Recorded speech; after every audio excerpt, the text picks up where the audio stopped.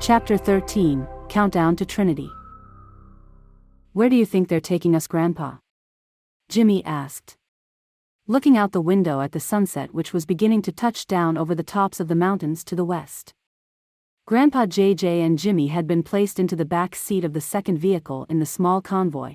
His father and Uncle Rodney had been placed in the lead vehicle. As Jimmy turned around occasionally and looked behind them, he also noticed another vehicle following close behind them. They really seemed to be taking this very seriously, Jimmy determined. "Jimmy, I have a feeling that they think we're threats to national security or something like that," said Grandpa JJ. Jimmy's eyes got big. "You mean, they think we're spies?" asked Jimmy, eyes growing even wider with surprise. "No, I'm guessing they think we are more like terrorists," said Grandpa JJ. "Terrorists," shouted Jimmy. "I am not a terrorist, Grandpa," exclaimed Jimmy. The two agents in the front of the SUV seemed to take notice to Jimmy's statement, since the one in the passenger seat turned around and gave them a very serious stare. Jimmy stared right back. "I don't like them," Jimmy whispered. "They look creepy, Grandpa." "I'm afraid our friend Reevan's stirred up a heap of trouble for us, Jimmy," said Grandpa JJ, with a slight snicker in his voice. "I don't think he meant to cause us any trouble, Grandpa," said Jimmy softly. "No, Jimmy, he seldom does. Trouble just sort of follows him." Jimmy looked at his Grandpa JJ for a moment, thinking about what he just said, waiting to catch eye contact. "Grandpa," he asked. "Yes, Jimmy?" "Have you had trouble in the past with the sphere?" asked Jimmy. "As a matter of fact, Jimmy, I have, though most of those troubles were my own fault," said Grandpa JJ. "You see, Jimmy, you seem to have a much better connection with the sphere than I ever had," he continued, deep in thought. "I really took it hard after losing my best friend Allen in the spaceship when it vanished. I blamed myself and I blamed Reevan," said Grandpa JJ, with a heavy sigh. "After Allen disappeared, people wanted to know what happened. I had to come up with stories to explain his disappearance, even making up things that I knew Allen would never have done. It was a bad storm that night, and lots of other strange things happened too. I spent over a year hiding away from others, trying to learn to communicate with the sphere, learn its secrets, and then, well, trying to find ways to explain to myself what had happened." Jimmy nodded as he listened quietly to his great-grandpa continue talking about his experiences with the sphere and all the strange events that happened to him as he was carrying it around. It was because of those strange events that ultimately, he would hide and bury the sphere away in closets and dresser drawers, as the only way he could think of to keep the events of the past from being repeated. Jimmy enjoyed listening to his Grandpa JJ tell stories. That was one thing Jimmy always loved the most about visiting with his Grandpa JJ. To make it even better, these were stories he had never heard before, stories about the sphere and how his Grandpa JJ had learned to live with it. It gave Jimmy a special bond with his great-grandfather that he knew only he would share. He liked that. Jimmy looked out the window of the SUV as the convoy turned onto the entrance of the main interstate and began heading south. Jimmy noticed the sun was hidden now by the mountains as the sky began to grow darker. "Grandpa, what time is it?" Jimmy asked. Grandpa JJ looked at his watch carefully in the dim twilight. "Looks like it's about 6:30, I'd say." Grandpa kept looking at his watch as he had the strangest sensation come over him. He glanced down at Jimmy, who was looking up at him with his hands over his ears and nodding. Somehow, without uttering a single word, he knew exactly what Jimmy was trying to tell him. Grandpa JJ quickly covered his ears and looked up at the two agents in the front seats who started to slump over in the front seats. The SUV swerved ever so slightly for a few moments, but somehow stayed on the road as they slowed gracefully to a complete stop off to the dirt on right side of the interstate. Jimmy slowly pulled his hands away from his ears. There was silence. "Grandpa, what just happened?" he asked innocently, although somehow, he already knew the answer. "Quick, Jimmy, take out the sphere," said Grandpa JJ. Jimmy reached into his backpack and pulled out the sphere. That's when they noticed the glow coming from within it as it floated in the air inside the cab of the SUV. "Reevan, what's going on?" asked JJ, checking the two men in the front seats for a pulse. "I'm assuming you're responsible for this. Are these men going to be okay?" JJ asked. He was interrupted by the voice of Reevan. Yes, I am. They will be fine. I've used sound waves to put them asleep. You have approximately 45 minutes to reach Trinity site. It's not too far from here, but you must hurry, explained Reevan. I will help you get there, but first you must remove the 2 agents sitting in the front seat. Grandpa JJ and Jimmy opened the doors and stepped outside the SUV. The sky was a deep purple now and the air was beginning to chill along with a strong westerly wind that had suddenly come up. Jimmy opened the passenger side door of the SUV, while Grandpa JJ opened the driver's side. As they opened the doors, the 2 agents slumped to the sides, nearly falling to the ground. Jimmy quickly shut the door on the agent in the passenger seat as Grandpa JJ grabbed the driver and eased him onto the dirt next to the vehicle. Hang on, Jimmy, I'm coming right over. He yelled. Hurry, Grandpa, he's heavy, yelled Jimmy. Grandpa JJ ran to the passenger side and helped Jimmy ease the second agent to the ground. Jimmy suddenly realized the front vehicle had also been stopped. Dad, he yelled and ran to the lead vehicle to look in the windows, but both his dad and Uncle Rodney were lying asleep in the back seats along with the lead agents in the front of the SUV. They're all asleep, Grandpa, including my dad and Uncle Rodney, he hollered. Let's go, Jimmy, we've got to hurry, hop in and I'll drive. Grandpa JJ motioned for Jimmy to get in the passenger side of the rear SUV. Jimmy ran back and hopped in. Grandpa JJ climbed up into the SUV and started the engine, looking around outside for a moment to get his bearings. Are they going to be okay, Grandpa? They will be fine, Jimmy, said Reevan's voice coming from the radio in the SUV. But it's getting cold, shouldn't we cover them up or something? Jimmy looked at his Grandpa JJ, who shrugged and turned around in the seat to look in the back of the SUV. I don't see any blankets, Jimmy. How long will they be asleep, Reevan? Asked JJ. I estimate they should be asleep for another 15 minutes, you must hurry, said Reevan. What about my dad and Uncle Rodney? Asked Jimmy. They will all be fine, Jimmy, Reevan explained. I've also been monitoring a great deal of radio traffic concerning your whereabouts and I am attempting to block their transmissions. However, this is expending a lot of my reserve power and I cannot continue indefinitely. Do you know how to get there, Grandpa? Jimmy asked. Don't be silly, Jimmy, if you only knew how many times I drove out there when we were building the bomb. After looking around for a moment, JJ realized they hadn't yet reached the road they needed. Reevan, I'm guessing we need to head south again. Am I correct? JJ asked.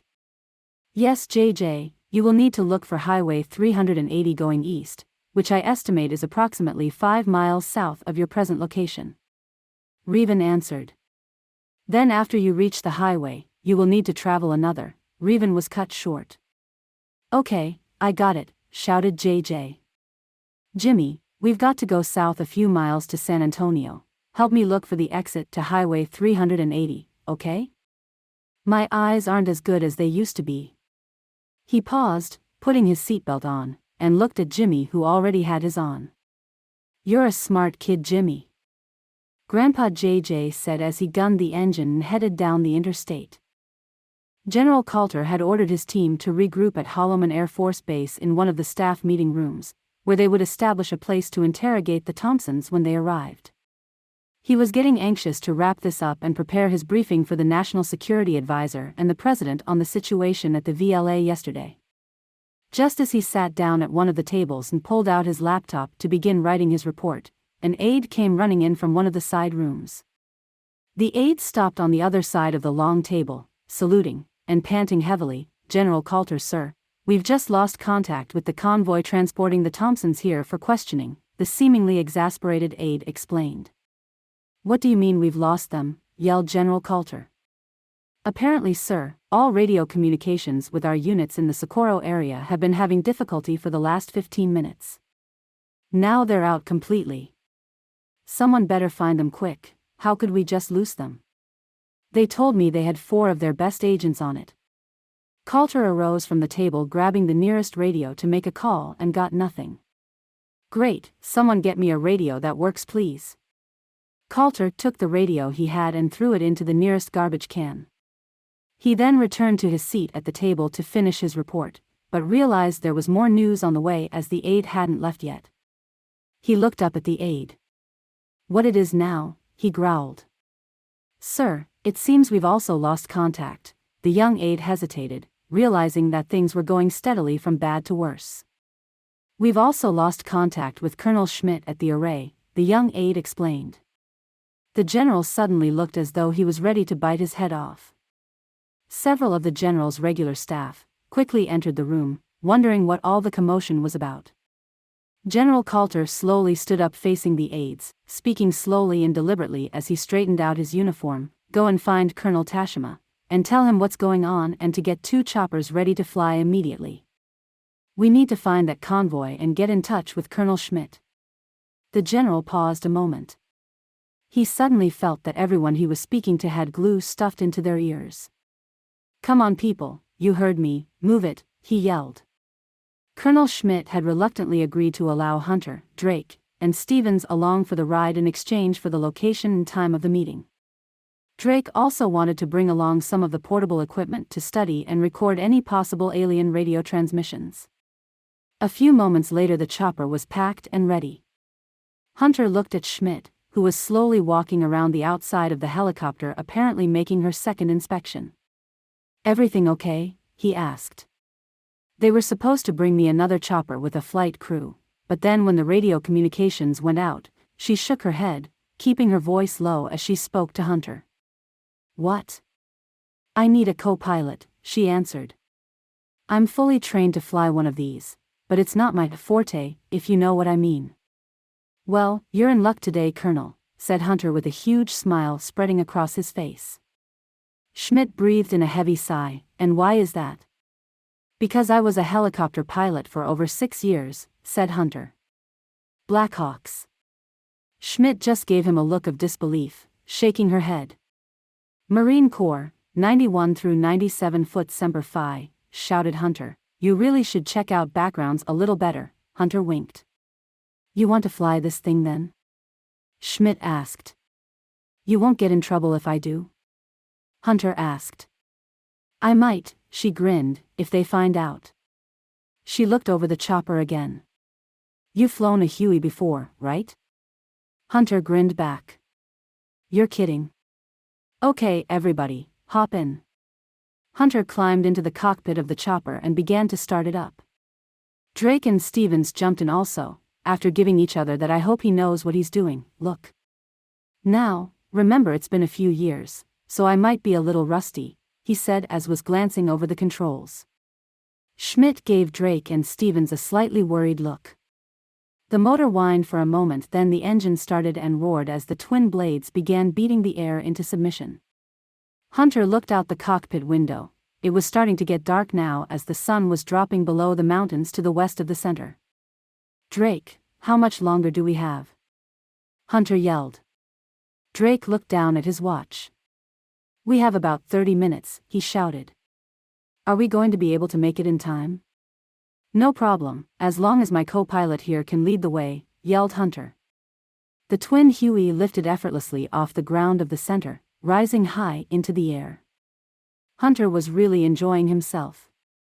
He hadn't flown in nearly 15 years, but within seconds, it was all coming back to him. "Okay, Colonel," he shouted, as the chopper leveled off and headed east. "Where do we go first?" he grinned.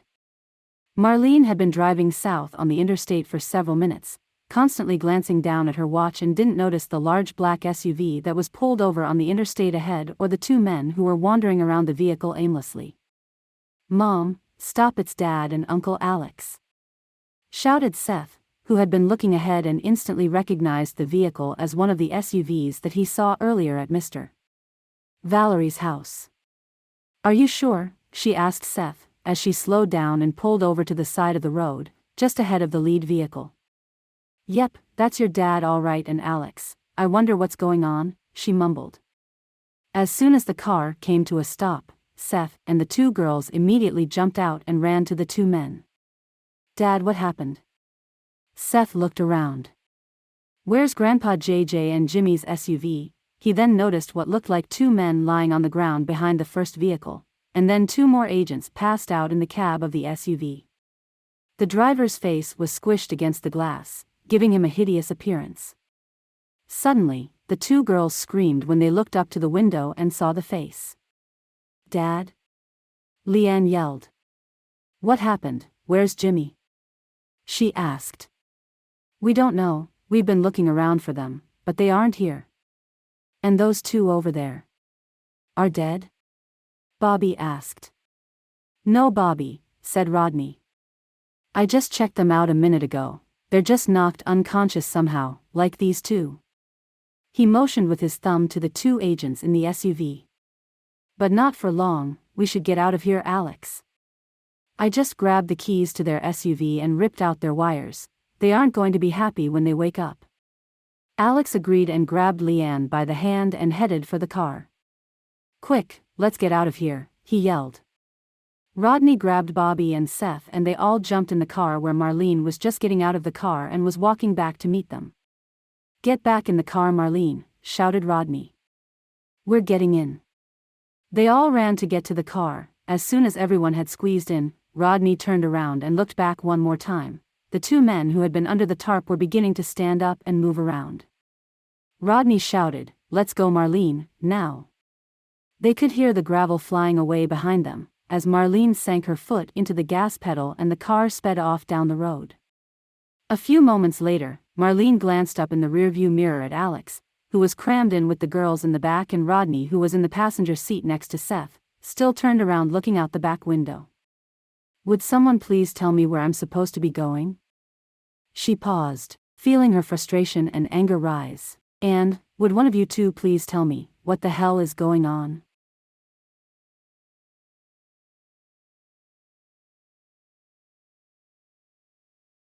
You've been listening to The Thompson Sphere by David E. Farmer, also now available on Amazon's Kindle. Hope you enjoyed this. Stay tuned for more chapters coming soon. Have a great day. Bye-bye.